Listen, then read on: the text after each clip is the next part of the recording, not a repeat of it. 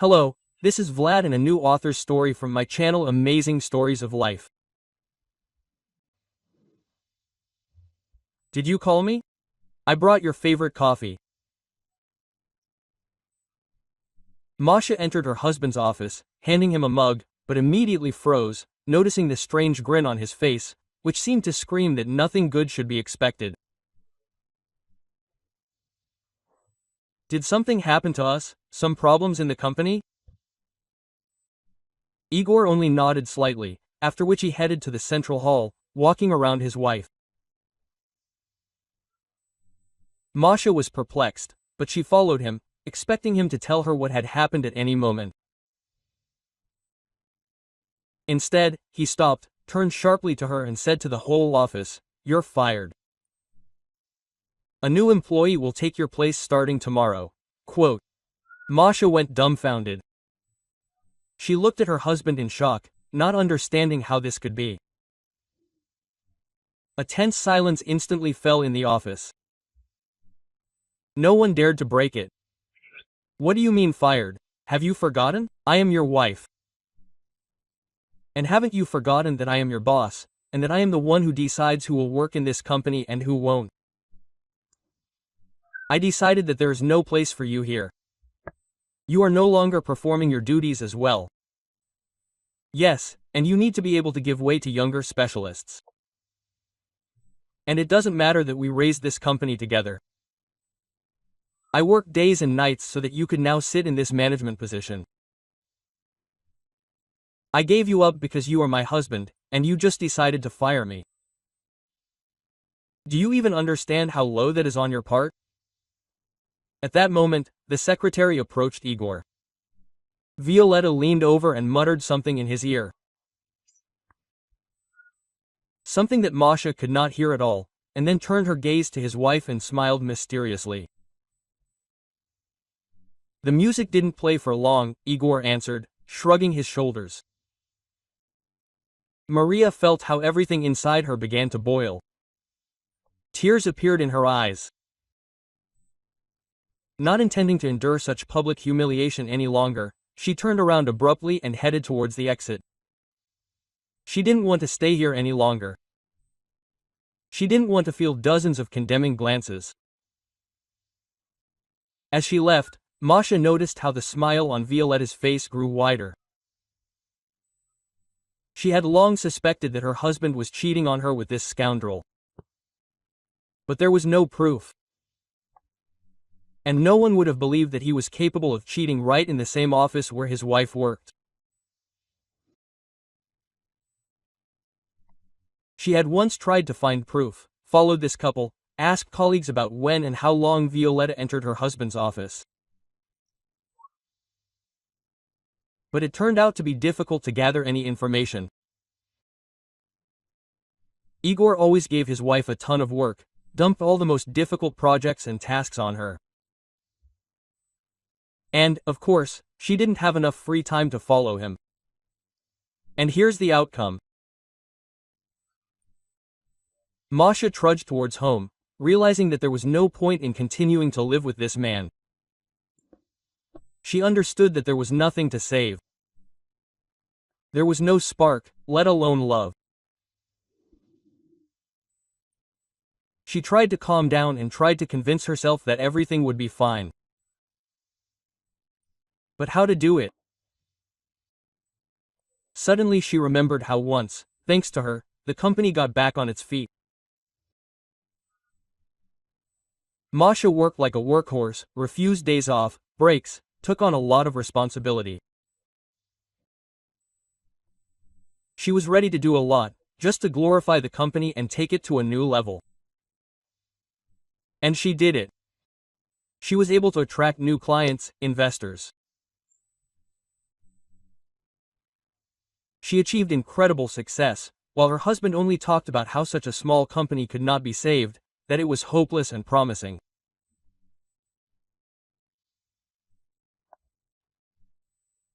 But the moment he saw the truly worthwhile results of his wife's work, he literally changed his tune, suddenly began to show himself actively in Resvo, quickly won the favor of the management.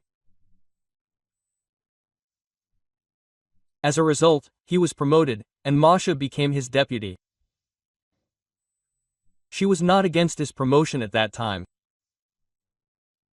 On the contrary, she was even glad that her husband had finally caught fire with the business, started to show activity, taken interest in the real affairs of the company, and stopped whining all the time. Who would have known where this would lead? Masha was sinking deeper and deeper into her thoughts, not noticing anything around her.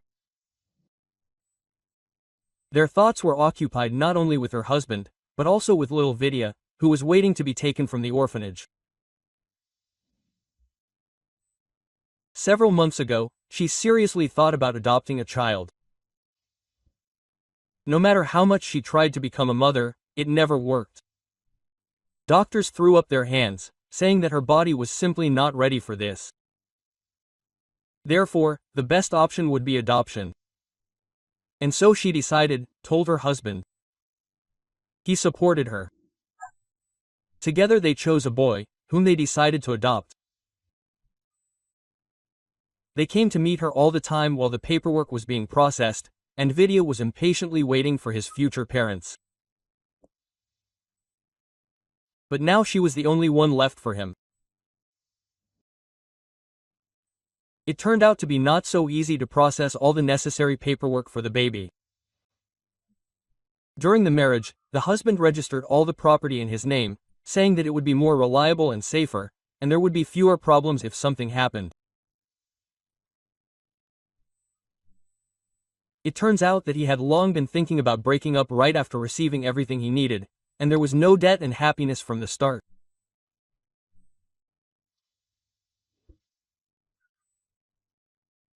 In a completely upset state, realizing that her future had crumbled into small pieces in an instant, thinking about divorce and how to take the child, Masha was crossing the road.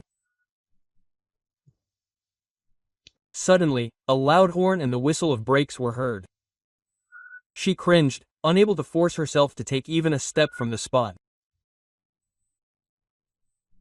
A car stopped a few centimeters from her, from which a man immediately flew out and began to shout, "What the hell are you doing here? Are you trying to make money off of me? Do you even see that the light is red for you? You can't cross the road now." Quote. Masha opened her eyes in fear and looked at the traffic light. Indeed, it was red. How could she not notice it? Looking at the driver, she wanted to apologize, but she couldn't get the words out. "Why are you looking at me like that? Do you think it's okay to do such setups? My God, there are so many of you lately. You should go to work if you need money. You'll still get hit someday." And only at that moment did the man notice her red eyes and the tears rolling down her. He hesitated for a second. Then, sighing heavily, he asked, "Okay, I couldn't help myself. Looks like you're having a hard day. Did something happen?" Masha shook her head. The last thing she needed was discussing her problems with some stranger. Maybe I should let her down? Otherwise, with your attentiveness and caution, you won't make it home today. No, no need, thank you. You've already wasted your time on me. She turned around and was about to walk on, when suddenly the stranger barely touched her arm. "I still insist. By the way, my name is Stepan, and yours?" Quote, "Maria," she answered involuntarily and immediately became embarrassed. "So we met. Let me give you a ride." Reluctantly. She still agreed, got into the car and was immediately taken aback, noticing 4 children in the cabin. Seeing her surprised look, Stepan hastened to explain, "These are my rascals, Masha, Grisha, Kostya and Kolya. We were left alone after Mom passed away 2 years ago. She was a wonderful woman, but her last birth turned out to be disastrous for her. It hurt for a long time, and then the man stopped short. It was obvious that it was difficult for him to talk about this topic. And Masha did not insist. She changed the subject. Where do you work? It must be difficult to combine caring for children and work. Stepan smiled and confidently said, "Nothing complicated, we have a very close-knit family. The older ones help with the younger ones. Well, I work wherever I can, as a taxi driver, a courier, even as a husband for an hour." He opened the glove compartment and took out his business card. It had his name, phone number and signature. "I will do any work in your house." Masha smiled, without understanding why. "You are so great. What can I do? I am responsible. And I want to give them the best. How can I do that without money?" Masha glanced at the children, who were not participating in the conversation. They were discussing something of their own. The youngest was sleeping. It seemed that their car was a small house, in which their own family idol reigned. "Where do you work? Do you have children?" Stepan asked, deciding to keep the conversation going. And then Masha's expression changed. She looked down. "No, we haven't given them children yet, but I am planning to take a boy from an orphanage. I am currently collecting documents. And I was fired from work today. So I don't know where to turn yet." Masha decided not to tell the details of everything that happened. She was not ready to discuss it with anyone, so she omitted all the most important details. At that moment, the car slowed down near her house. Masha was about to open the door, and suddenly Stepan asked, "Do you want to work for our company as a dispatcher? Take calls and process orders. The work, it seems to me, is not difficult, and the salary, well, on average, it's not bad. Anything is better than nothing. Well, and then, when you find another place, you can leave if you don't like it. What do you think?" Quote. Masha was silent, not understanding whether she could cope with such a job. After all, she had never done anything like this in her entire life. And after being deputy director in a large company, she should become a dispatcher. "If you agree, I'll put in a good word for you. It seems to me that you can start tomorrow. And we get paid every day. And if something is not clear, I will definitely help." Stepan smiled radiantly, and at that moment Masha gave in. "Yes, you're probably right. It's better than nothing. And where should I come?" He took out another business card and quickly wrote down the company's address. Masha, thanking him, left the cars. Stepan left, and she still couldn't bring herself to go into the house, which now felt like a completely alien place, where she was not welcome at all. And suddenly Maria realized that she had nowhere to live now. She didn't want to stay in this house, didn't want to cross paths with her practically ex-husband. But there was nowhere else to go. After thinking for a few minutes, she came to the conclusion that the only option was her mother's house, where she had once sworn never to return. "Masha, are you even out of your mind? How could you just ruin a marriage like that? How could you not save it? Do you even understand? Your direct responsibility is to keep the home fires burning, and not to destroy it to smithereens. Can you even imagine what your neighbors and relatives will say now? If you just up and get divorced." Olga Ignatyevna was a rather categorical and despotic woman. She raised her daughter to be strict, instilling in her family values from an early age taught how to be a good wife, how to cook, clean, wash, iron and look after her husband so that he would never leave.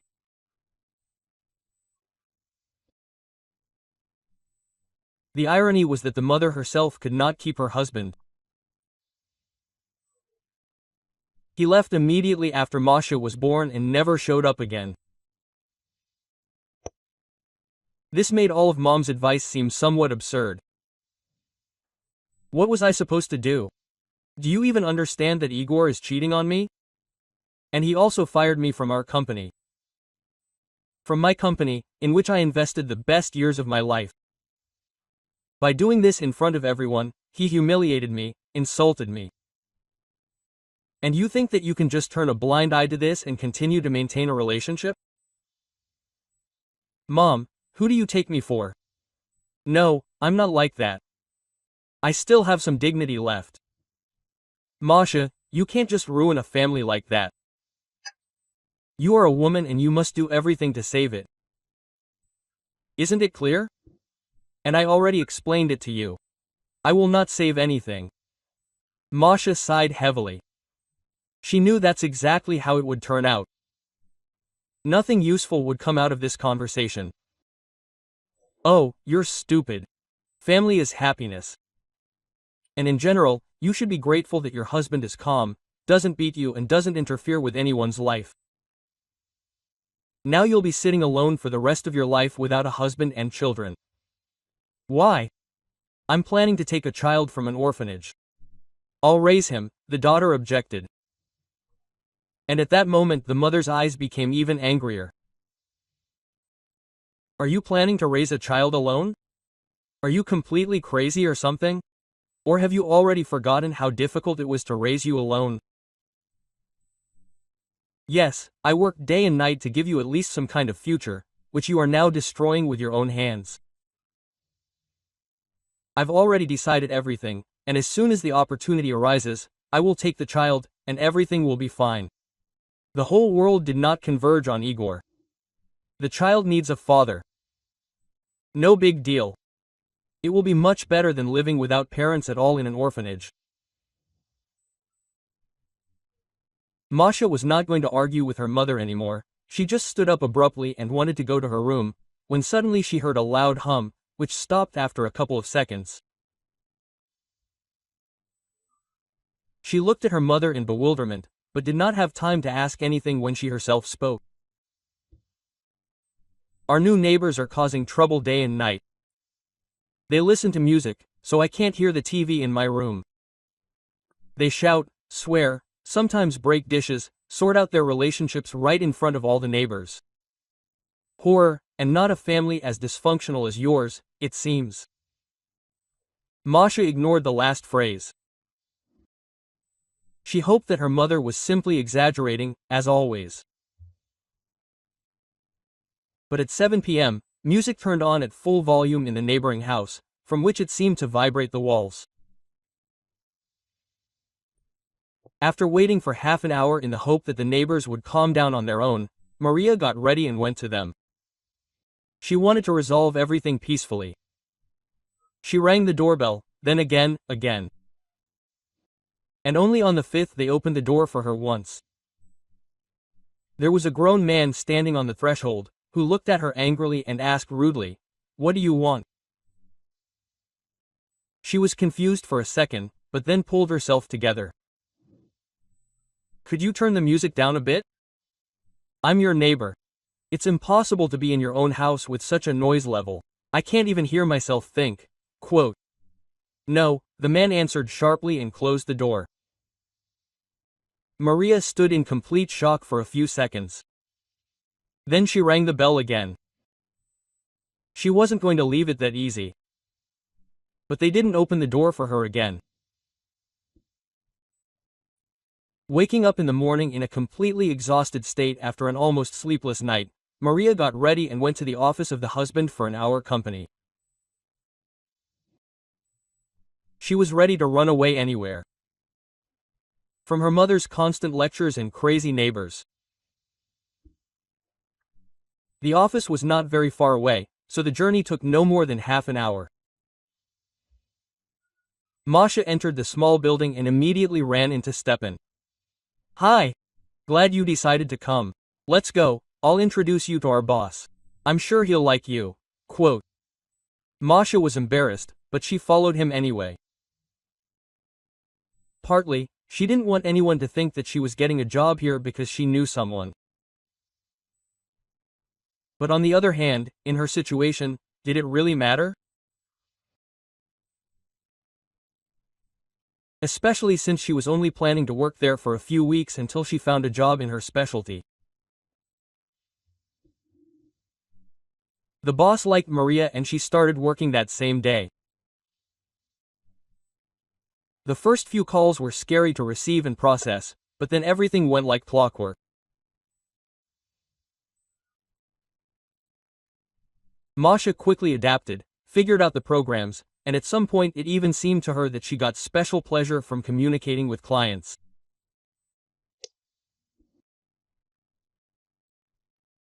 Orders came in almost every hour, so by the end of the working day, Masha was exhausted, but at the same time happy. She called a taxi when one of her new colleagues approached her. He looked at her carefully, and then calmly and confidently offered, "Let me give you a ride and we can stop at a cafe on the way." Masha looked up at him, pulled smile and replied, "Sorry, I'm really tired today, so I want to get home as soon as possible." "Come on, don't turn down a nice evening with a nice man," the colleague replied cheerfully, after which he took a step towards her. Masha stepped aside and now said even more confidently, "I'm going to go home, and I'm not looking for a relationship at the company. I came here to work, not to build a personal life." The man immediately recoiled, and then in an offended voice said, "It's too bad. You're acting like someone you don't know, and you'll end up alone." After these words, he got into his car without saying another word. She sighed. But was it possible to consider any kind of relationship at that moment, when she hadn't yet divorced her husband? When the wounds in her heart were still so fresh that they ached both day and night? No, she couldn't just close her eyes to everything and live for her own pleasure. She had no strength, and she didn't know if she would have any at all. The taxi arrived a few minutes later. On the way home, Masha thought about what her future would be like. And every time she thought about who she would be aging with, an unexpected image popped into her head. Stepan and his wonderful kids. He smiled, working or just telling her something. And she returned again and again to the thought that she could be happy with this man. She liked him right away, but Masha drove these thoughts away from herself time after time. Coming out of the house, she noticed Stepan's car. With bewilderment and slight confusion, she came closer and immediately ran into a smiling and friendly face. "What are you doing here? I thought you lived on the other side. But it turned out that you forgot your keys at work. Decided to drop them off. How would you have gotten home without them?" He handed her the bunch, and Masha accepted them with gratitude. "Oh, thank you very much. But I live with my mother now, so it wouldn't be difficult for me to get home. But it's very nice, really nice." At that moment, music started playing in the neighboring house. Masha shuddered, standing up, closing her eyes and realizing she wouldn't be able to rest tonight either.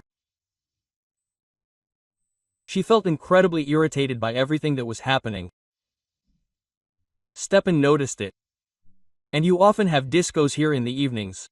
"That's completely impossible. Every day, even with the windows closed, the house is simply shaking.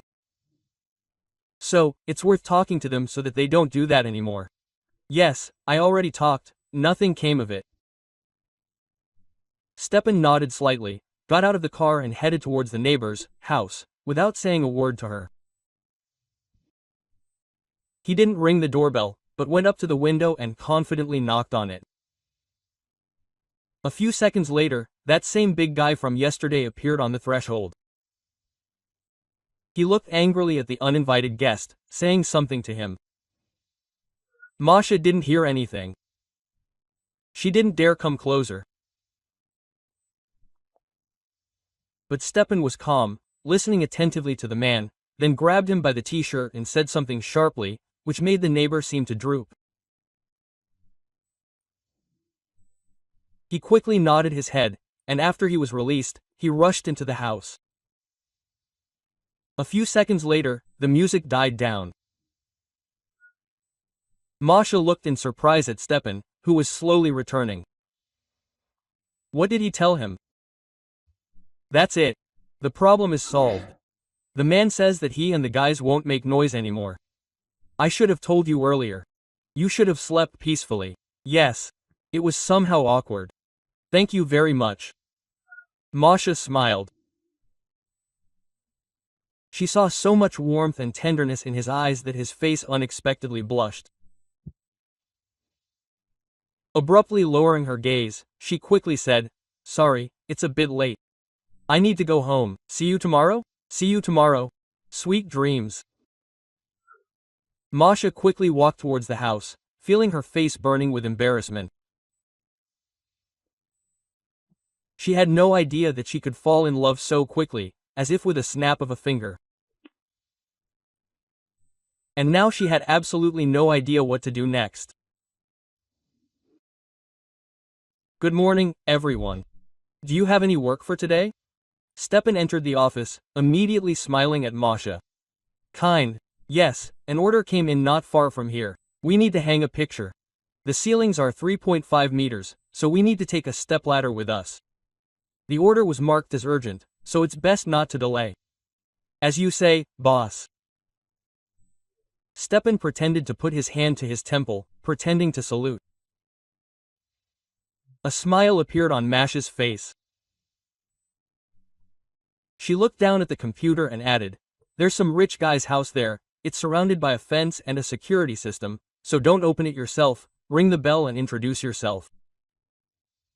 Okay, everything will be done in the best possible way. Is there anything else for today? So far only this order, but if something comes up, I'll call right away. How are you today?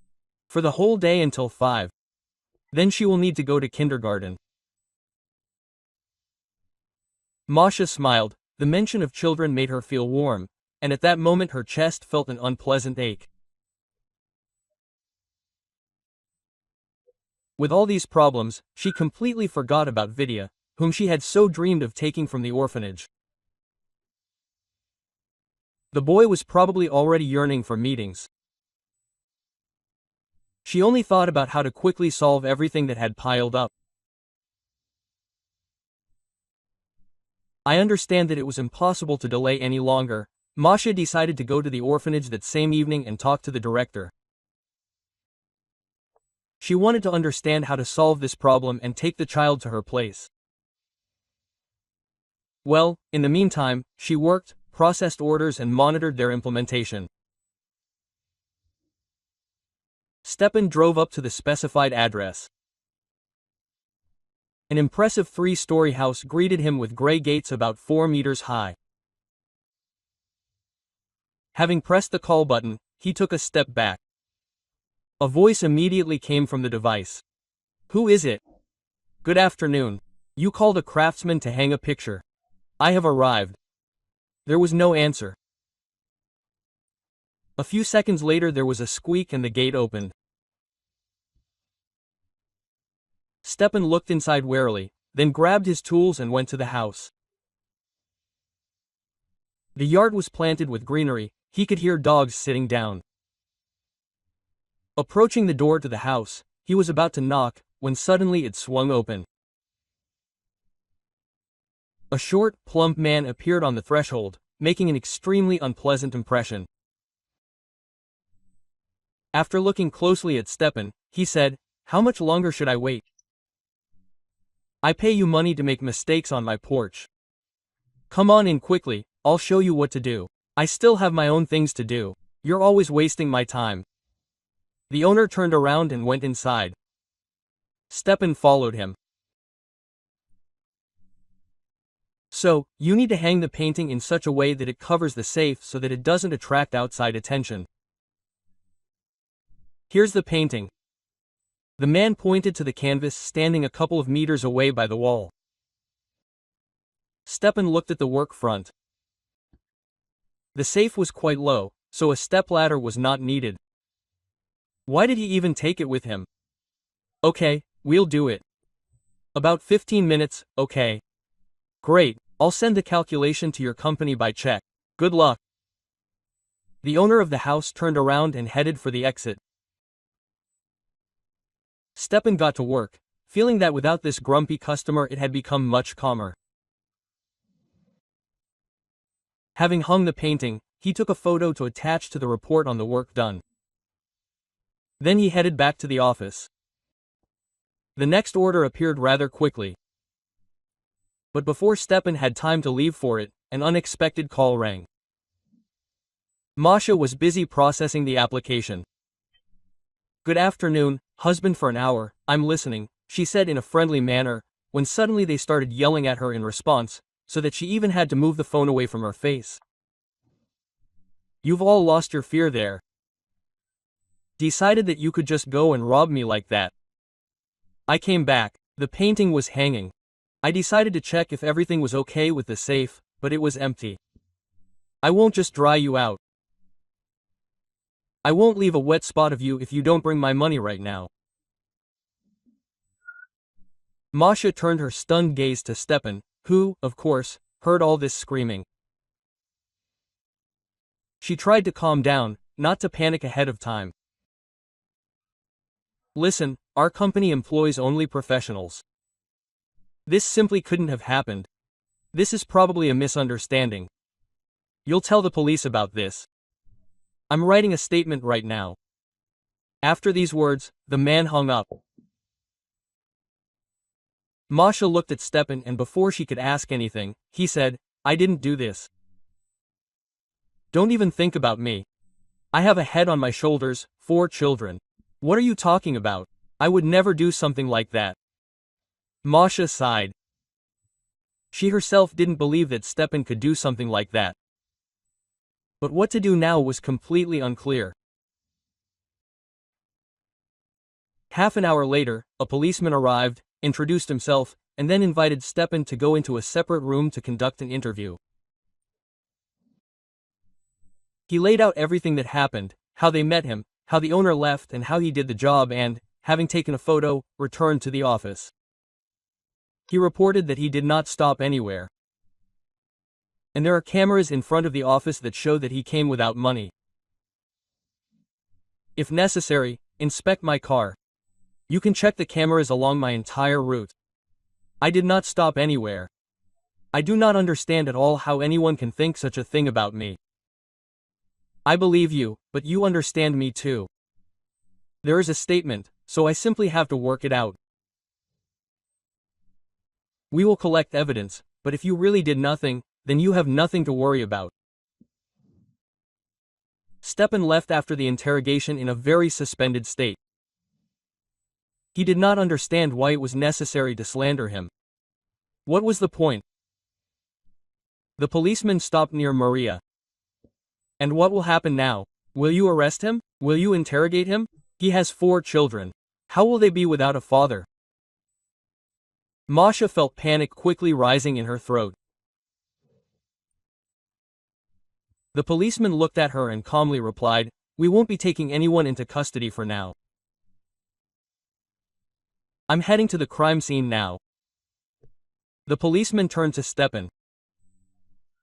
"But it would be a good idea for you not to leave the city until the investigation is over. And stay in touch. If any questions arise, we'll contact you." Stepan only nodded briefly in response, and after the policeman left, he sank down on the sofa and said weakly, "Why did this happen to me? And who did I do wrong to?" Masha's heart was bleeding. She sat down next to him and carefully touched his hand. Quote, "I think everything will be fine. It's not your fault. It's just a test of life." "Oh yeah, a test. What about the children? Do they really have to go through this test with me?" The man's voice trembled. Tears welled up in Maria's eyes.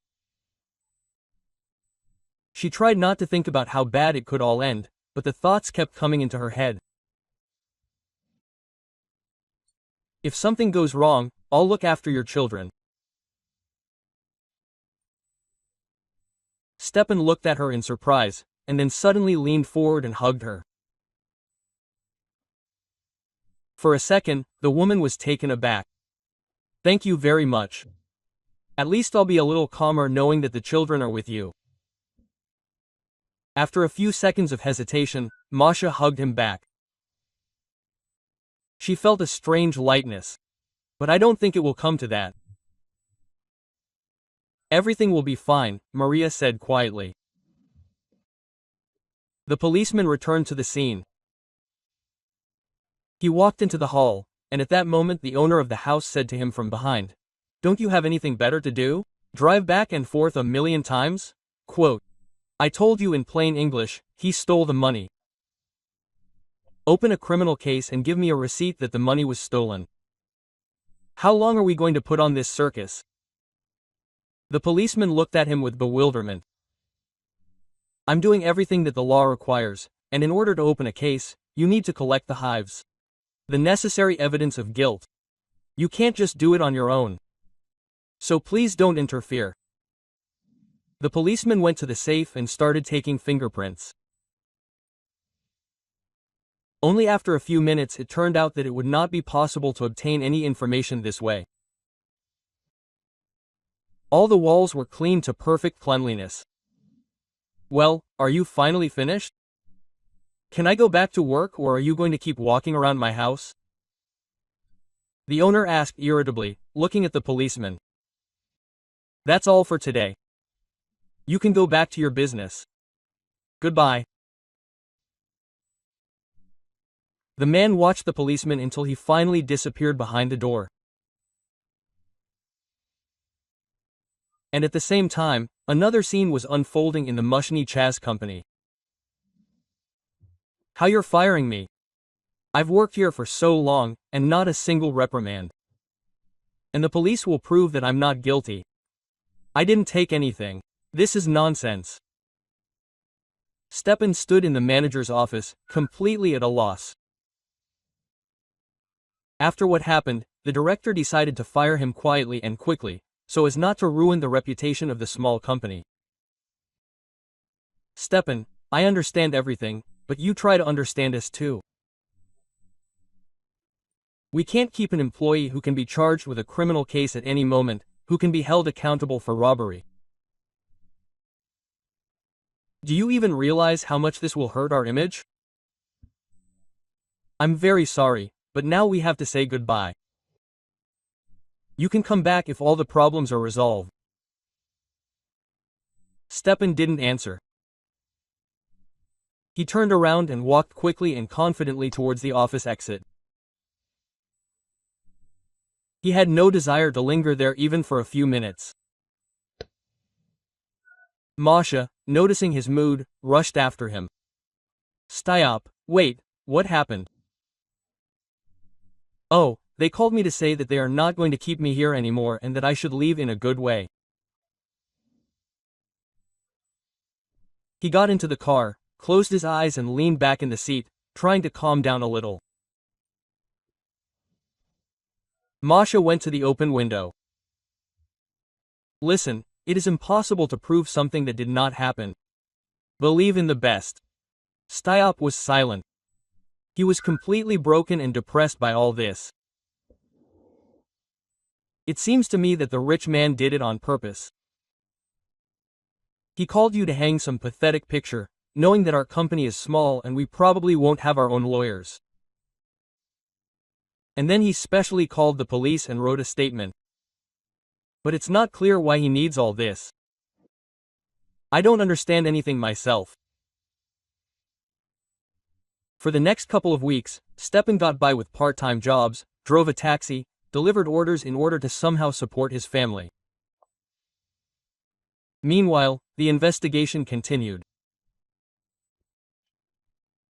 The policeman found out that almost immediately after the victim wrote the statement, he was paid insurance in the same amount as the amount indicated in the safe. He began his own investigation, which decided not to notify anyone for now. "I hope this way I can get to the truth faster." Following the rich man's trail was not so easy. He turned out to be a master at covering them up, but over time, various points began to emerge that could be added to the case.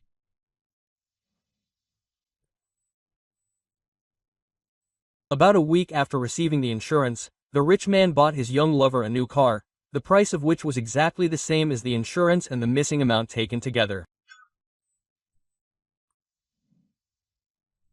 While collecting evidence, the policeman did not notice that the rich man began to suspect something. And one evening, returning home after a difficult shift, he was attacked, beaten and left to die in the middle of the street. The policeman was noticed by a random passerby returning home from a girlfriend. The employee was taken unconscious with multiple bruises and fractures. All suspicions immediately fell on Stepan, whose case the policeman was handling. After all, ironically, the attack took place not far from his house. That same night, Stepan's house was the task force members broke in. They took the father of many children, allowing him to make one last call so that Masha would come and stay with his children. The woman became friends with them pretty quickly. She had to borrow money from a friend and take Olga from work. She prayed that everything would be okay with Stepan. A couple of times a week she still found time to drop by the orphanage and see Vidya, who had already stopped believing that they would take him away. Masha was depressed, broken, completely lost, but she still tried to live on for the sake of her children. Returning home from the store, she met the same mistress of her husband, with whom the story of her end had once begun. She tried to pass by, pretending not to notice her.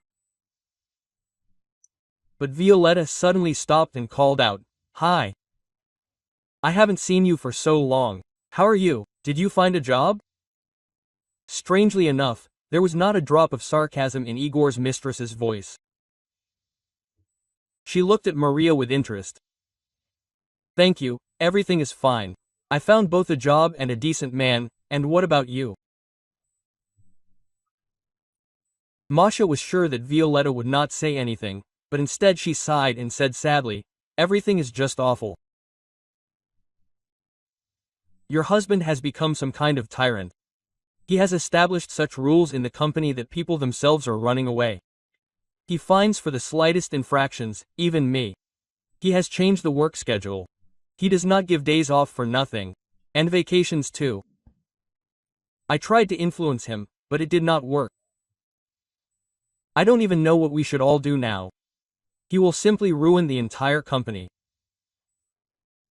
Masha felt that her soul became uneasy from such news. Her brainchild was simply destroyed, but she could not do anything about it. "Maybe you can somehow influence Igor? Tell him that at this rate he will be left without employees at all," Violetta suddenly suggested. And at that moment Masha was taken aback. "I have to tell your lover that he is wrong." "Why would that be?" "Well, you were so worried about the farm. You can't abandon it, it will fall apart. And that's not my problem. Good luck to you." Masha turned around and walked towards the house, not paying attention to the complete bewilderment of her husband's lover. The thought appeared in her head that she needed to somehow speed up the divorce. She didn't want to have anything to do with this man. Everything inside her was uncomfortably compressed by the realization that the company that she had led to success for so long could just die.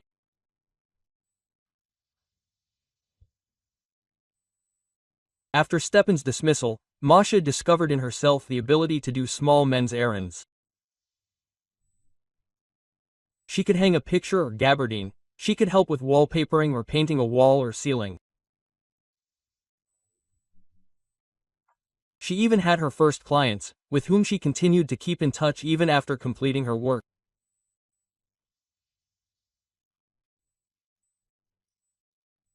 Now, being on leave, she took only simple and quick orders that could be completed in half an hour, and at the same time she could earn something. That evening, such an order came in. Masha was cleaning up after dinner when the phone rang. The number of Katya, the girl who replaced her in the office, appeared on the screen. "Hello, hi. Any work come up?" Masha asked immediately. No one bothered her for no reason. "Yes, hi, listen, I need to hang up an evacuation plan. Will you do it?" "Sure, send me the address. I'll go right now." "Great. Then I'll leave you for the order." A few seconds later, a message came to her phone. And the moment she read the address, she went speechless with shock. After all, this was the same company that her husband still managed. Pulling her cap down so that no one would recognize her, Maria entered the office and immediately moved to the place where the evacuation plan needed to be hung. She knew perfectly well where it should be located, because she herself had once dealt with similar issues. There was almost no one in the office. The work took less than half an hour. During this time, several employees passed by her, and she knew them personally. But no one recognized her. Realizing that there would be no other chance, she made her way into her husband's office and began frantically looking for at least something that could help her. Finally, she noticed papers that showed that most of the income did not go to the main office, but into Igor's pocket. That was enough. Having taken photos of everything she could find, Masha left the office and immediately ran into her husband. Igor recognized her. He looked stunned, completely not expecting that his wife could just up and show up like that. Quote, "What are you doing here?" the man asked irritably, looking at her. "Did you miss me or something? I knew that sooner or later you would come running." "Oh, no, I'm here on a much more interesting matter. Do you think the management will be happy when they find out that most of the income goes to you? How will they react? I don't think you'll get fired. So I advise you to find a good lawyer." Igor turned pale. He looked at the open door to his office and realized that Masha had found the documents that he had so carefully hidden from everyone. Closing his eyes and sighing, realizing that there was nothing to be done, he asked, "And what do you want in return?" "I can bring you back with a raise. You'll continue to do your own thing, and I'll do mine, and everyone will be happy. But we'll still have to get a divorce." "Oh no, my dear, I don't need this job, and I don't need your promotion. Instead, you'll pay bail for one person so that he can be released until the end of the investigation."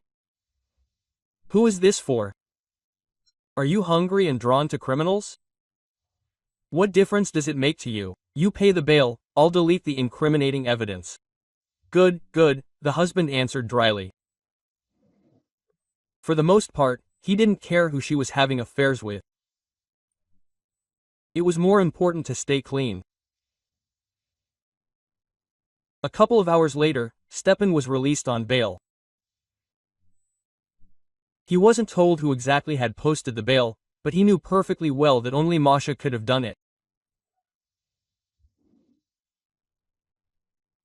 Right after he returned to her children, Maria sent her husband a message, "I'm filing for divorce."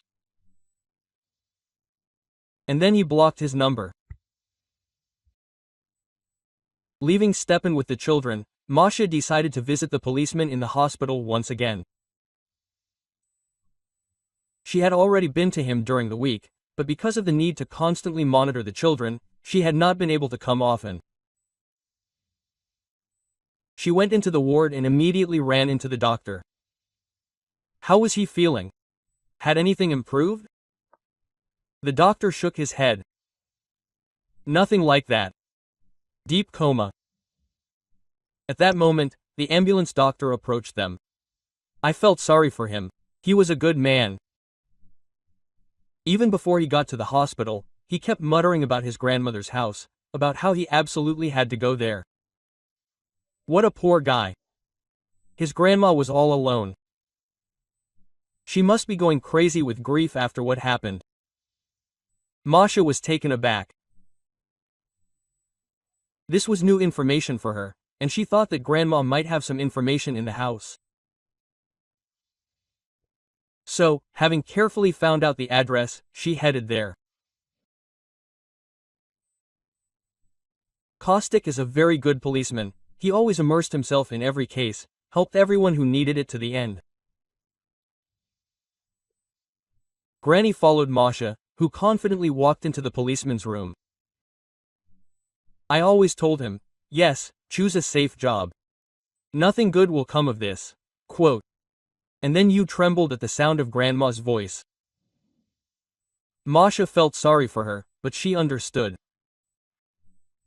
Now they need to find the culprits and try to prove that Stepan was not involved in all this. Turning around, she asked, do you know what your grandson has been up to lately? Oh, he was helping some father of many children, collecting evidence that he was innocent.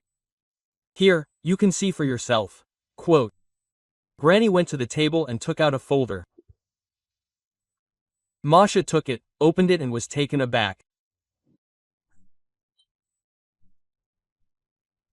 Inside were several dozen photographs, some papers, receipts, from which it became clear that the rich man himself was interested in this whole scam and that Stepan did not take any money from him.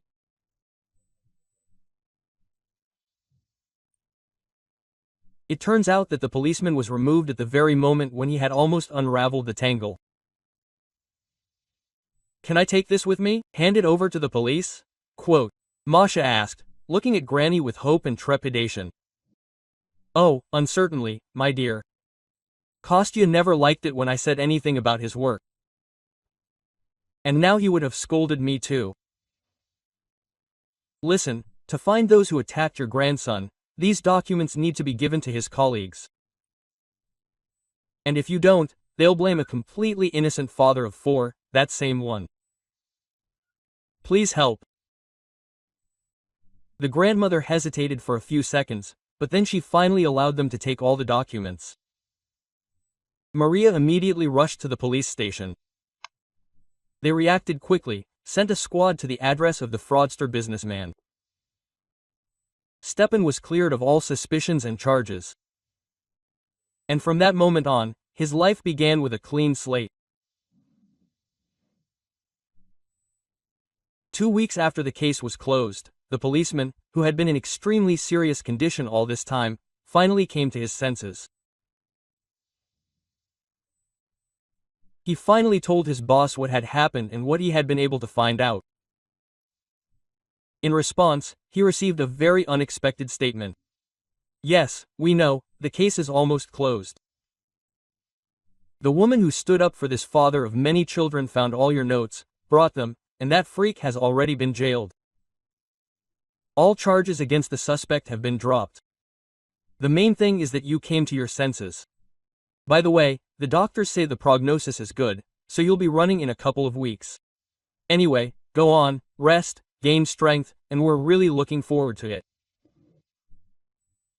At that moment, Konstantin felt incredible relief. He was glad that at least someone was able to bring his case to an end, and the culprits got what they deserved. After the charges were dropped, Stepan did not dare to return to the husband for an hour company. He now experienced extremely conflicting feelings, realizing that he could be fired every time at the first problems or some absurdities. Therefore, after consulting with Masha, he decided to open his own company and provide a wider range of services. After Stepan's former colleagues found out that he had launched his own business, they immediately rushed to get jobs with him. Their company quickly began to make a profit. Regular customers began to appear, including clients from the old company who followed the masters.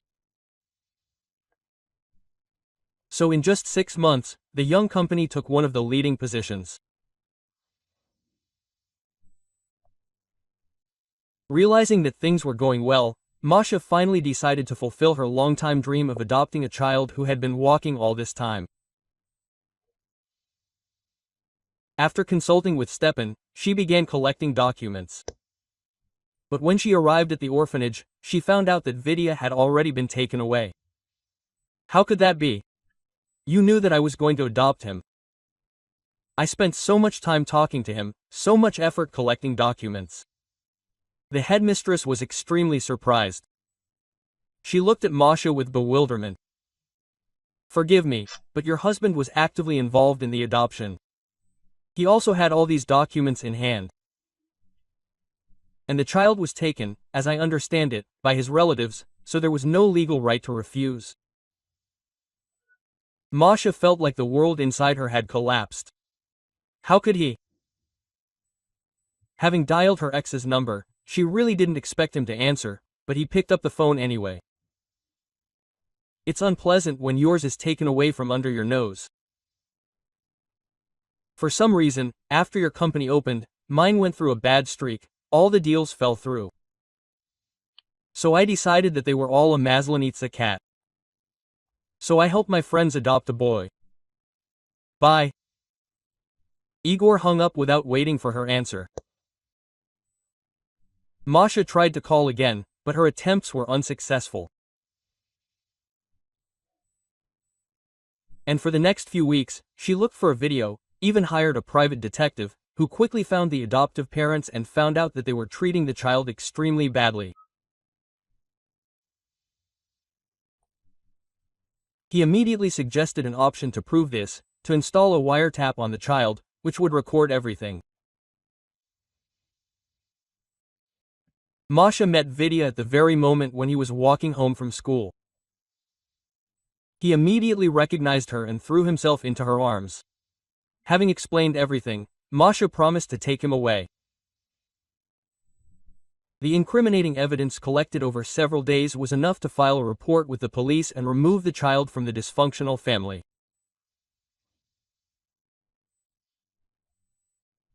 Stepan proposed to Masha, which she could not refuse. They had a modest but incredibly beautiful wedding. And immediately after that, she was able to quickly arrange guardianship of Nati, and now the family was happy.